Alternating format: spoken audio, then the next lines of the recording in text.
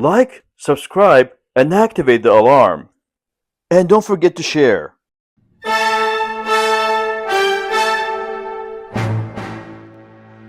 Outlaws of the Marsh, Chapter 20. The men of Liangshan Marsh make Chao Gai their chief. Lu Tang leaves Yongchang town on moonlit night. Still clutching the dagger with which he killed Wang Lun, Lin Chung pointed at all assembled and said, "Although I'm in exile from the Imperial Guards, I am able to be with these heroes here today. I turned against Wang Lun because his heart was narrow, because he was jealous of their talents and refused to accept them, not because I wanted his position. I could never have brains and courage enough to destroy the evil ministers surrounding the Emperor and repulse their armies. Brother Chao is a gallant, charitable man. He is intelligent and brave. He is famed and admired everywhere. In the spirit of chivalry, I propose that he becomes the leader of the stronghold. What do you say?" "Very suitable!" cried the men. "No," said Chao Gai. "Since ancient times, the strongest must not exceed his host. Strong I may be, but I have only recently arrived from distant parts." Lin Chung pushed him into the leader's chair. "This is the time. Don't refuse." To the other brigands he shouted, "If anyone disagrees, let him remember what happened to Wang Lun." Courteously, he insisted that Chao Gai retain his seat. He called to the bandits to come to the pavilion and pay homage. He ordered that Wang Lun's body be removed and that a feast be prepared inside the fortress. He instructed that all the junior officers stationed on the front and the rear of the mountain be summoned to the stronghold for a meeting.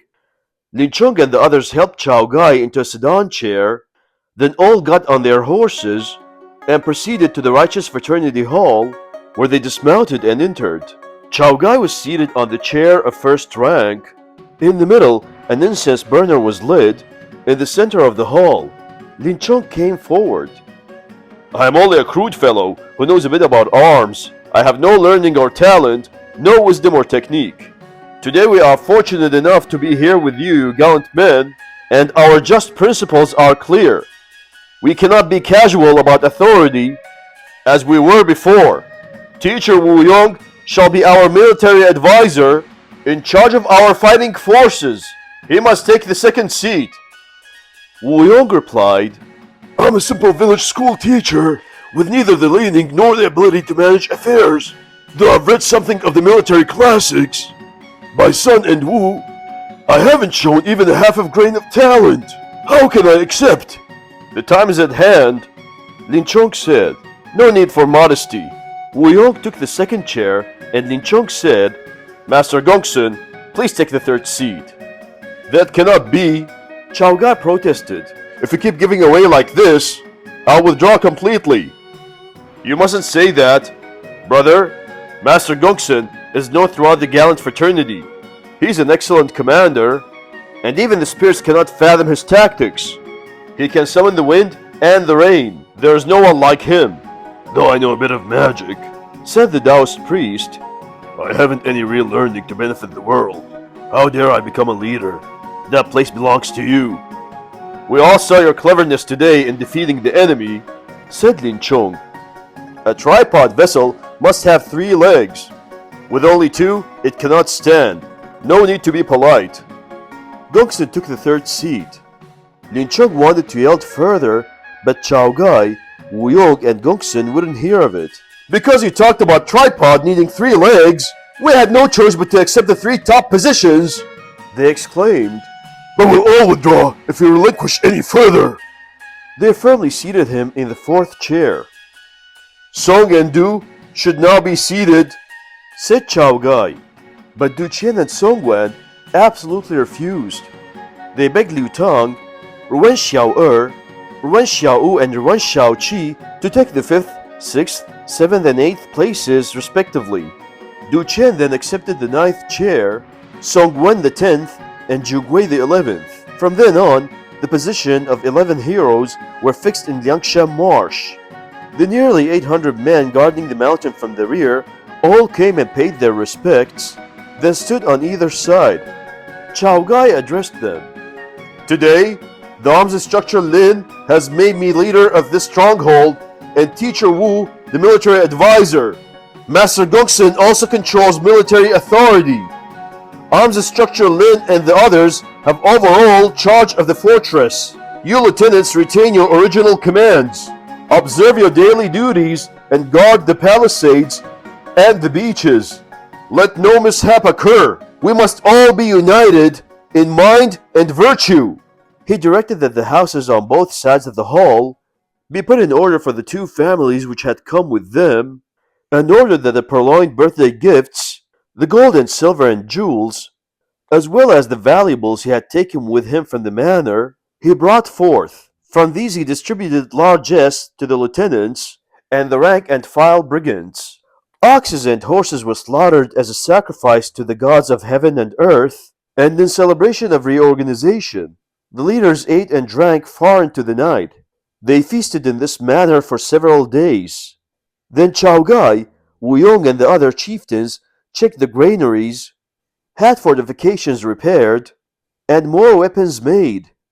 Lances, halberds, bows, arrows, armor and helmets, readied boats large and small, trained their soldiers and boatmen to board vessels and fight, and prepared in general to meet any enemy attack.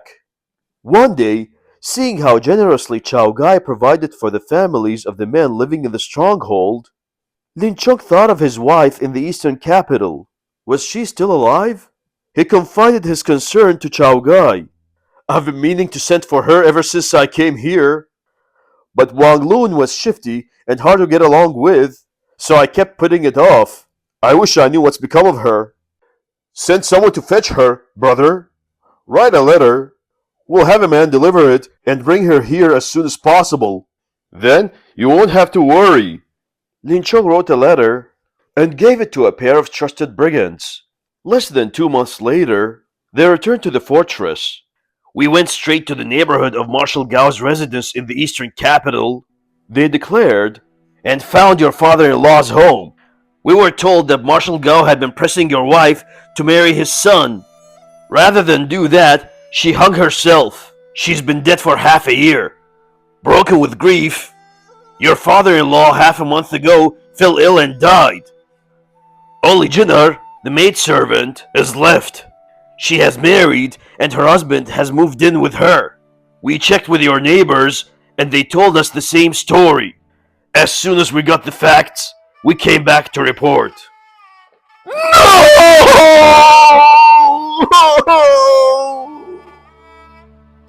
Lin Chung wept. From then on, he cast out all thoughts of home and loved ones. Chao Gai, observing this, sighed. The stronghold settled down to a daily routine of training the men to repulse attacks by government troops. During a conference of leaders one day in the Righteous Fraternity Hall, a bandit hurried up the mountain and announced, "Troops from Jizhou Prefecture, about 2,000 of them, sailing this way in 400 or 500 boats, large and small. They've stopped temporarily in the lake at Stone Tablet. They'll soon be here." Chao Gai said to Wu Yong in alarm, "How shall we deal with them?" The teacher laughed. "There's nothing to worry about. I have a plan. Earth can stop the flow of water. Generals can cope with enemy troops, as the old saying goes." Quietly, he told the three Ren brothers what to do. Then, he gave instructions to Lin Chung and Liu Tong, and to Du Qian and Song Wen. Well, over 1,000 soldiers were assembled in locally commandeered boats on the lake of Stone Tablet, dispatched there by the prefect of Jizhou. They were headed by District Garrison Commander Huang An and high police officers. Divided into 2 squadrons, they proceeded separately across the lake. Huang An's flotilla, with flags waving and soldiers yelling, advanced swiftly towards the shore of Golden Sands. As they drew near, mournful notes floated across the water. "Is that a horn?" asked Huang An. He signaled his boats to halt and peered into the distance. 3 craft came towards them, each rowed by 4 men, all dressed alike. One man was standing on the prow, a red bandana on his head and wearing a red silk tunic, a barbed spear in his hand. One of the soldiers recognized them. "Those are the Wen brothers," he said to Huang An. "Xiao Er, Xiao Wu, and Xiao Qi." "After them!" cried Huang An. "We'll take all three!" From two sides, between 40 or 50 craft gave chase, the soldiers shouting fiercely. Shrill whistle came from the three boats, which turned and fled. Huang An shook his spear. "Kill those robbers!" he exclaimed. "I'll reward you handsomely!" The soldiers sent a shower of arrows after the racing craft. The three Wen brothers whipped fox pelts out of the cabin and warded the arrows off. The government vessels followed in hot pursuit. They had gone only 2 or 3 li into an inlet when a small boat sped up from the rear. "Stop chasing them!" a man on the little craft cried. "The bandits have killed all our troops in the other squadron and threw them in the water, and they've captured our boats." "How did you fall into their hands?" Huang An demanded. "As we were sailing, we saw 2 boats far off. There were 5 men on each. We chased after them. We had gone about 4 li. 7 or 8 small vessels suddenly came at us from the surrounding creeks. Their arrows descended on us like a swarm of locusts. We turned around quickly, but when we reached an outlet, we found that 20 or 30 men on both banks had stretched a rope across the water.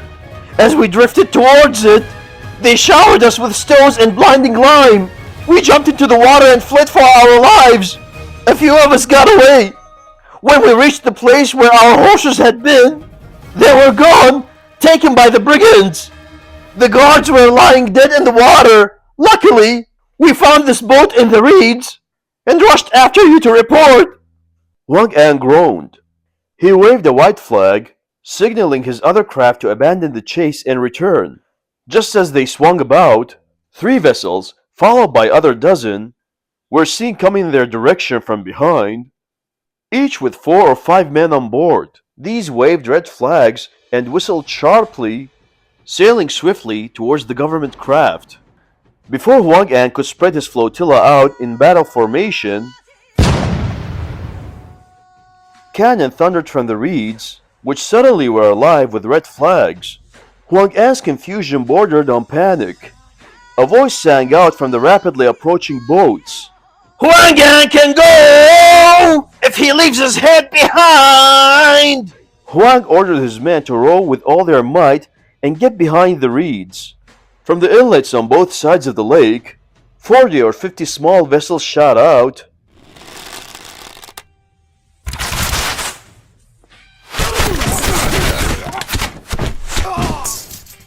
And deluged the government forces with arrows. Huang An tried desperately to get through this forest of feathered shafts. He had only 3 or 4 small boats left. He leaped over into a fast little skiff.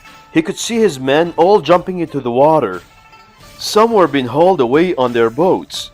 The vast majority had been slaughtered. Just as Huang An was setting the skiff in motion, Liu Tong, on the prow of a craft near the reeds, reached out and caught it with a grappling hook. He bounded on board and grasped Huang An around the middle. "Struggle is useless!" shouted Liu Tong. The soldiers who tried to swim were killed with arrows. Those who were afraid to take the plunge were captured on their boats. Liu Tong dragged Huang An to the bank. From the mountain in the distance, Chao Gai and Gongsun Sheng approached on horseback, carrying swords and leading reinforcements of 50 or 60 men, about half of them mounted. Nearly 200 of the enemy were taken prisoner. The numerous captured boats were removed to the waterside fortifications at the southern foot of the mountain. The brigand leaders and their lieutenants proceeded to the stronghold. Chao Gai got off his horse, went into Righteous Fraternity Hall, and took his seat. The others removed their armor and weapons and sat down around him. Huang was tied to a pillar. Gold and silver and silks were distributed among the ranks and file as rewards. A count was made of the battle trophies. More than 600 horses had been seized. That was Lin Chong's work. Du Qian and Song Guan had won the victory on the eastern lake, the three Wen brothers on the western. Lu Tang had captured the enemy commander Huang An. The chieftains were very pleased.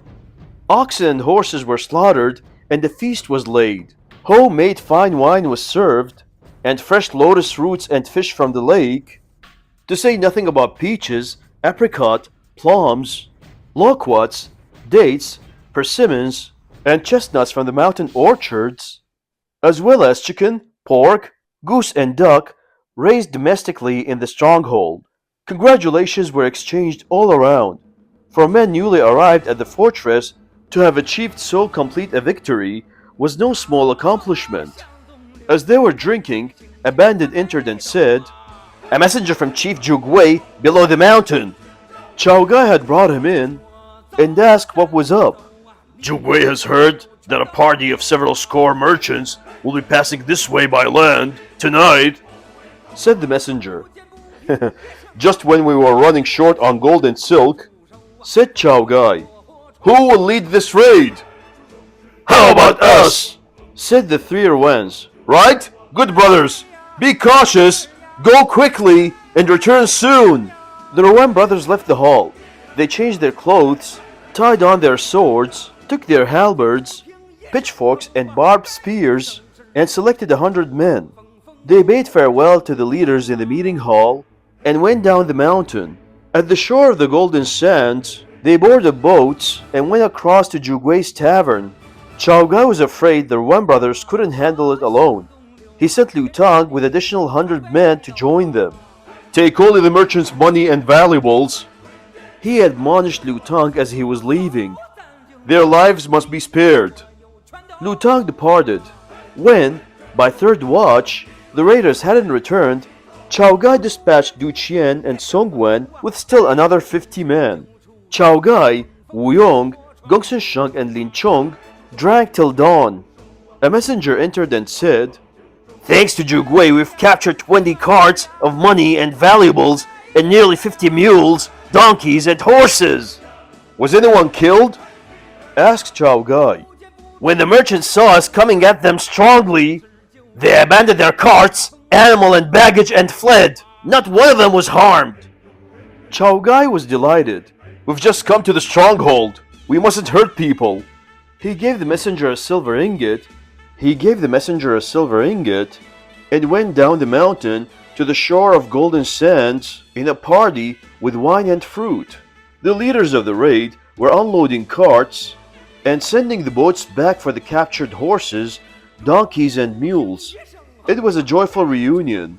After ceremonial cups were drunk, Jugwei was summoned to the banquet in the stronghold. Chao Gai and the others returned to the Righteous Fraternity Hall and sat around in a circle. Brigands opened bale after bale of captured booty, putting all the silken clothing in a pile on one side, the ordinary merchandise in a pile on the other, and gold and silver and other valuables in the center. The chieftains were very pleased at the large hall. They directed the junior officer in charge of the warehouse to store away half of each pile off for future use. The remainder was divided into two parts. One part was split among the 11 chieftains. The rank and file shared equally in the second part. A distinguishing mark was tattooed on the face of each captured soldier. The stronger prisoners were made grooms and gatherers of fuel.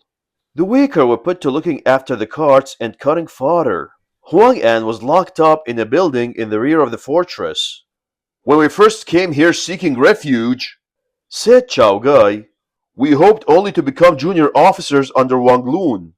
Then arms instructor Lin Chong graciously relinquished the leadership to me. Now we have had two unexpected happy events in a row.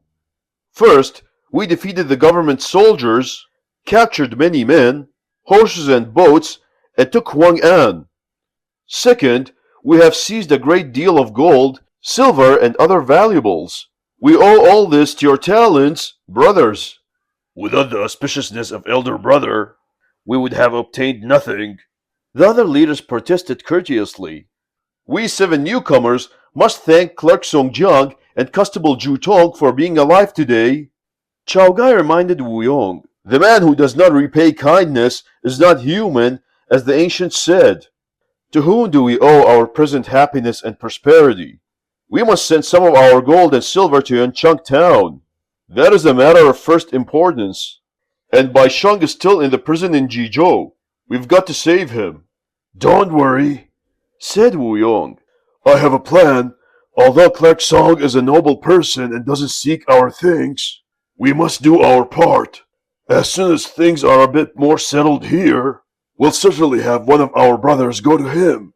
As for Bai Sheng, we'll send someone not known in Jizhou and have him spend a bit of money among the jailers, high and low, to induce them to relax their strictures. That will make it easier for us to get Bai Sheng out. What we should do now is discuss storing grain, building boats, manufacturing tools of war, strengthening out our fortifications, building more living quarters, putting our clothing and armor in order, making spears and swords and bows and arrows, and preparing to meet any government attack. That's so? Said Chao Gai. We'll follow your advice. Wu Yong provided a division of duties among the leaders. Of that, we'll say no more. Nor need we dwell on how Liangshan Marsh prospered from the time Chao Gai came to the fortress. We'll talk rather of the soldiers who escaped and returned to Jizhou. They told the prefect that the brigands had captured Huang An and wiped out his troops, that the men of the stronghold were very brave, that no one could get near enough to arrest them.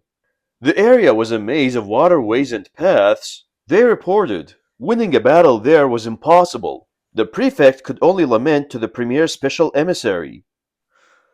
Hota went there first with a large force and was the only one to come back alive without his ears.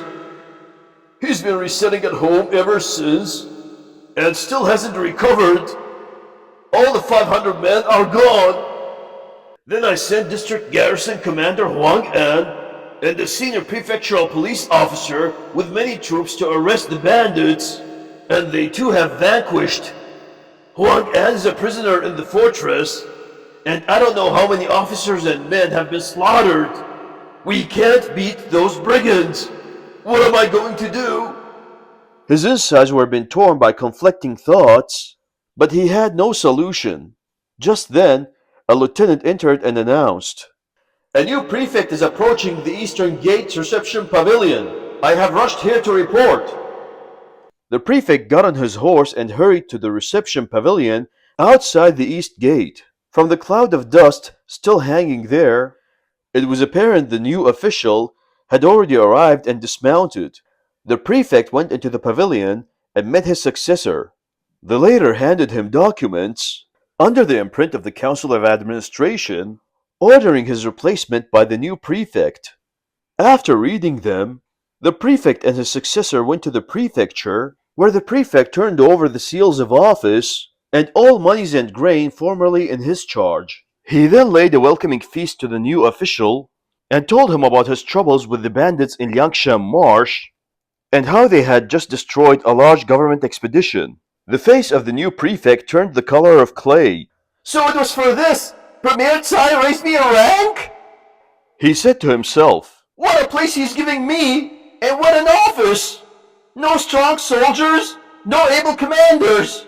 How am I supposed to apprehend those bandits? Suppose the rowdies come here demanding grain? What am I going to do?" The next day, the former prefect packed his belongings and departed for the eastern capital to await his punishment. Of him, we'll say no more. After taking office, the new prefect sent for the new garrison commander, and they discussed a campaign against the mountain stronghold. They would replenish their troops, buy more horses, strong fodder and grain, recruit men who were clever and bold. The prefect wrote to the Council of Administration, requesting that neighboring prefectures be directed to give all possible aid. At the same time, he issued an order to the counties under him to join in the hunt and keep a close watch on their borders. No more of that need be said. When the prefectural order was received in Yancheng, the magistrate directed his clerk Song Jiang to relay the instructions to the county's subordinate townships. Song Jiang read the documents and was shocked. I never dreamed Chow Guy and the others would go so far. He said to himself, They've robbed the birthday gifts, killed policemen, injured Inspector Ho Tao, annihilated many soldiers and horses, and are holding Huang An in their fortress. For such crimes, whole families and relatives, to the ninth degree of consanguinity, can be executed. They may have been forced into it, but the facts stand. Legally, they have no excuse.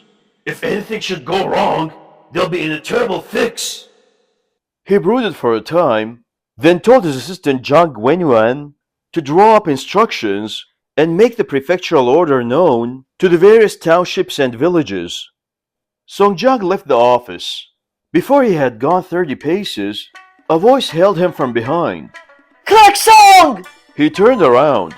There was Mr. Swang, the matchmaker, with another woman. You're in luck. She said to her companion. This is our charitable clerk.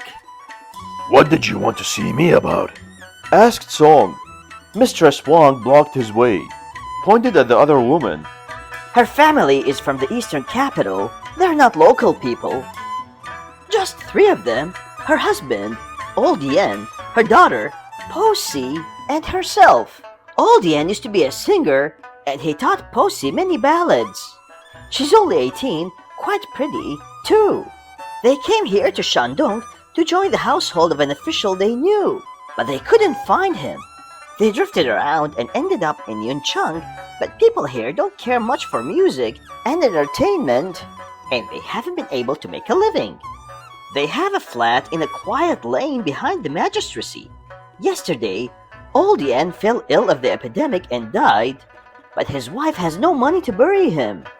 She doesn't know what to do, and she's asked me to find a man to keep Posey. Where can I find anybody who would be so good at a time like this? I said I didn't know where to borrow money for her either. It looked hopeless. Then I saw you, and I hurried after you with Mr. Yen. Have pity on her. Help her buy a coffin. So that's it? Said Song Jiang. You two, come with me. I'll borrow a pen and ink at that tavern at the end of the lane, and write a note to the coffin shop at the east part of the town. And he asked, Have you living expenses? We can't even afford a coffin. Said Mr. Xian. Where would we find living expenses? Then I'll give you 10 ounces of silver. You are my parents reborn!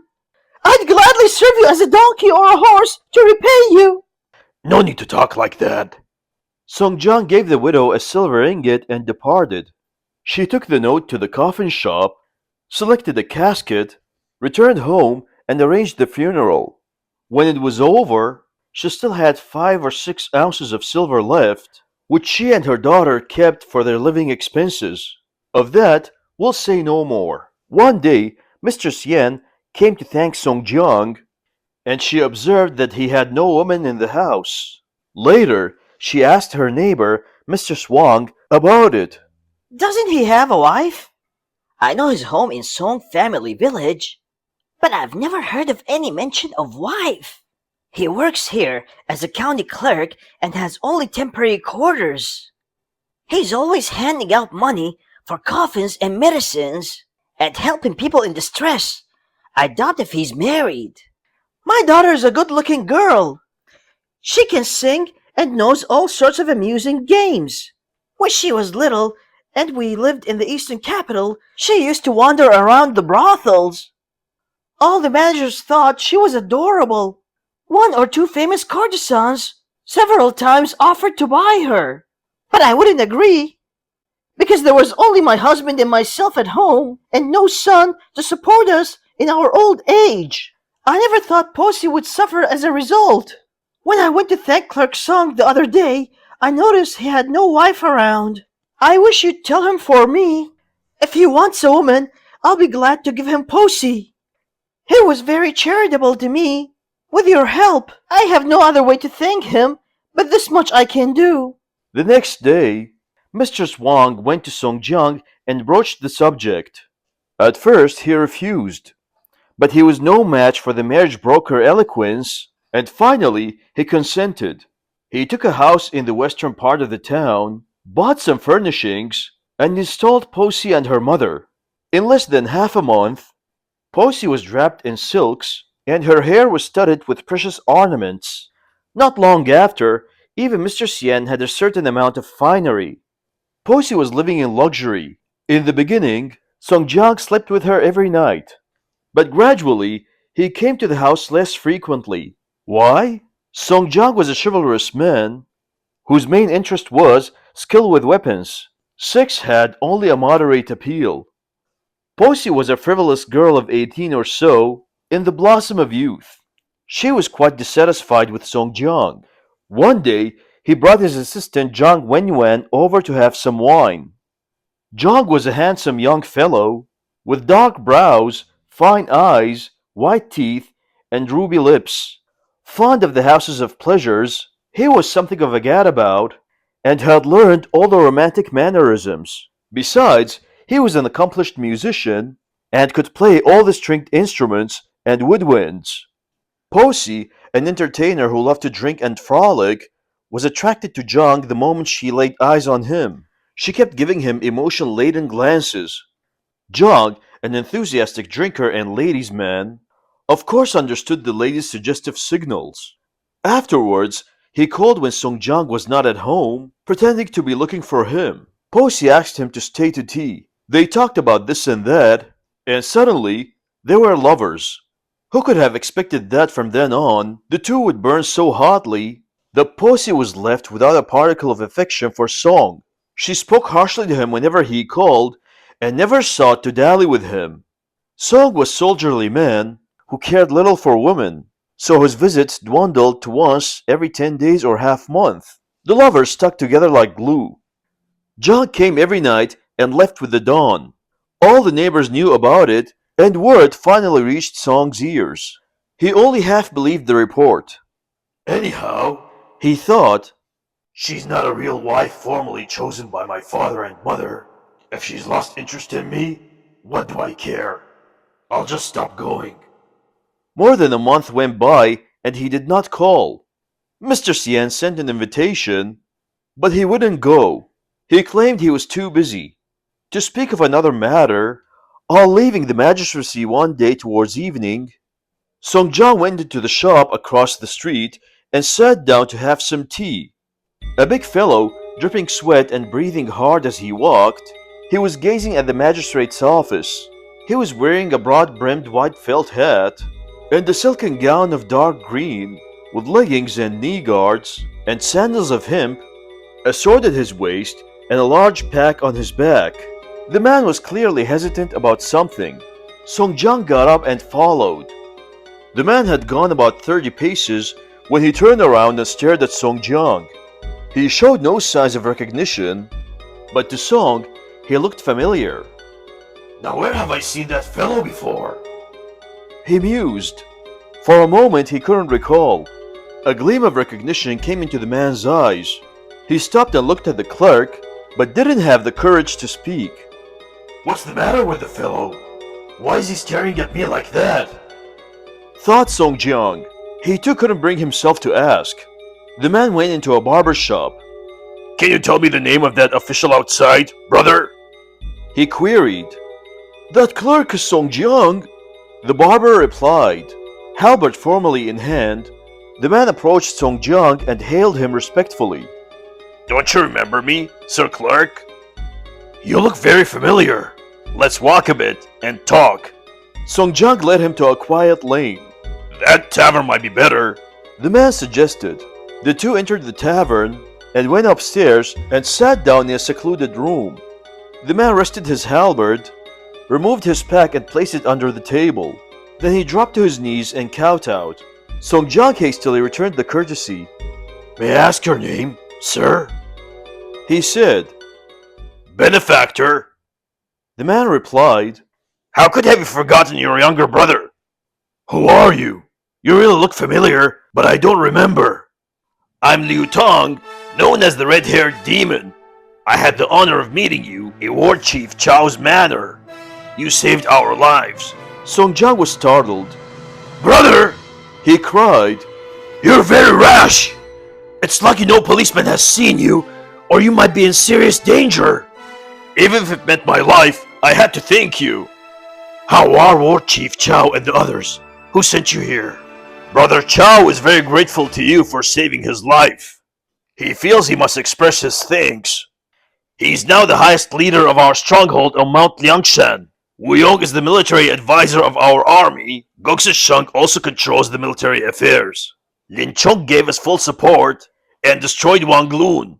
He and the three who were originally there, Du Qian, Song Wan, and Zhu Gui, plus us 7, make a total of 11 leaders. We have a force of nearly 800 men, and grain without measure. There is no way we can repay you for your great benevolence, but I have been sent with a letter and 100 ounces of gold as a token of our thanks to you and Constable Jutong. Lu Tang opened his pack, produced a letter, and gave it to Song Jiang. The clerk read it, then drew a pouch from inside his gown. Lu Tang also took a bundle of gold from his pack and placed it on the table. Song only chose a single gold bar, wrapped it in the letter, and put it both in the pouch, which he again concealed it in his gown. Cover the gold up, brother, He said. He called a waiter to bring wine, a platter of beef, some vegetable dishes and fruit, and to pour the wine for his guest. Day was drawing to a close when Lu Tang finished drinking. The waiter went out. Lu Tang again opened the bundle of gold on the table. Song Jiang stopped him. listen to me, brother. You 7 have just gone to the mountain stronghold. It's time when you can use money. I have a family income I get along on. Keep the rest of the gold for me in the fortress. I'll come for it when I need it. You see, I'm not refusing. I've taken 1 bar. Jutong also has family property. You don't have to give him anything. I'll tell him of your good intentions, and that will be enough. I won't ask you to stay the night, brother. If you are recognized, it would be no joke. Tonight, there will be a bright moon, and you'll be able to get back to the stronghold. Don't hang around here. Give my best regards to the leaders, and say I hope they'll forgive me for not coming to congratulate them in person. We shall never be able to repay you, brother, for your enormous kindness, but I've been sent specially with the small token of our appreciation. War Chief Chow is our chieftain, and Wu Yong is our military advisor. They have ordered me to deliver the gold. How can I take it back? I'll definitely be reprimanded. Since your discipline is so strict, I'll write a letter explaining which you can give them. No matter how Lu Tang pleaded, Song Jiang remained unyielding. He had the waiter bring pen and paper, wrote a detailed letter, and made Lu Tang place it in his pack. Lu Tang was a straightforward fellow. When he saw that Song Jiang was determined not to accept the gold, he wrapped it up and put it away. It was getting late. Since you have a reply, brother, Said Lu Tang. I'll deliver it tonight. If I don't keep you, you understand why. Lu Tang bowed 4 times. Song Jiang summoned the waiter. This gentleman is leaving an ounce of silver. I'll drop in tomorrow to settle accounts. Lu Tang shouldered his pack, picked up his halberd, and followed Song Jiang down the stairs. They walked together from the tavern to the end of the lane. Dusk had fallen, and the full moon rode in the sky. Song grasped Lu Tang's hand. Be careful, brother.